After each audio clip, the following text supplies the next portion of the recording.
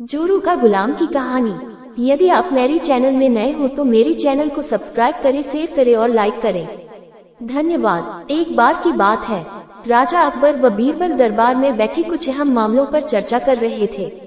तभी बीरबल ने अकबर से कहा, मुझे लगता है कि ज्यादातर पुरुष जोरू के गुलाम होते हैं और अपनी पत्नियों से डर कर रहते हैं।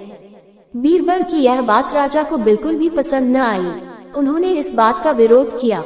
इस पर बीरबल भी अपनी बात मनवाने पर अड़ गए। उन्होंने राजा से कहा कि वे अपनी बात को सिद्ध कर सकते हैं, मगर इसके लिए राजा को प्रजा के बीच एक आदेश जारी करवाना होगा। वह आदेश ये था कि जिस पुरुष के अपनी पत्नी से डरने की बात सामने आएगी, उसे दरबार में एक मुर्गी जमा करानी होगी।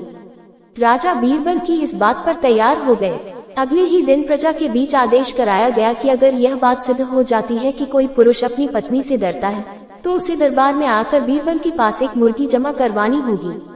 फिर क्या था, देखते ही देखते बीरबल के पास ढेरों मुर्गियां इकट्ठा हो गईं और सैकड़ों मुर्गियां महल के बगीचे में घूमने लगी। अब बीरबल राजा के पास पहुँचे और बोले, महाराज, महल में इतनी मुर्गियां इकट्ठा हो गई हैं कि आप एक मुर्गी खाना खोल सकते हैं, इसलिए अब आप इस आदेश को वापस ले सकते हैं। मगर महाराज ने इस बात को गंभीरता से नहीं लिया और महल में मुर्गियों की संख्या धीरे धीरे और भी ज्यादा बढ़ने लगी।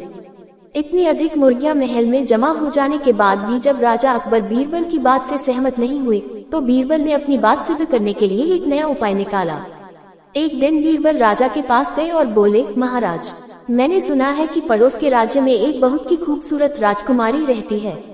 अगर आप चाहें तो क्या मैं आपका रिश्ता वहाँ पक्का कराऊं? ये सुनते ही राजा चौंक उठे और बोले, बीरबल, तुम ये कैसी बातें कर रहे हो?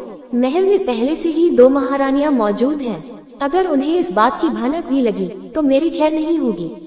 ये सुनकर बीरबल ने तपाक से जवाब दिया, चलिए महाराज, फिर तो आप ही मेरे पास 2 मुर्गियां जमा करा ही दीजिए। राजा बीरबल का ऐसा जवाब सुनकर शर्मा गए और उन्होंने अपना आदेश उसी वक्त वापस ले लिया।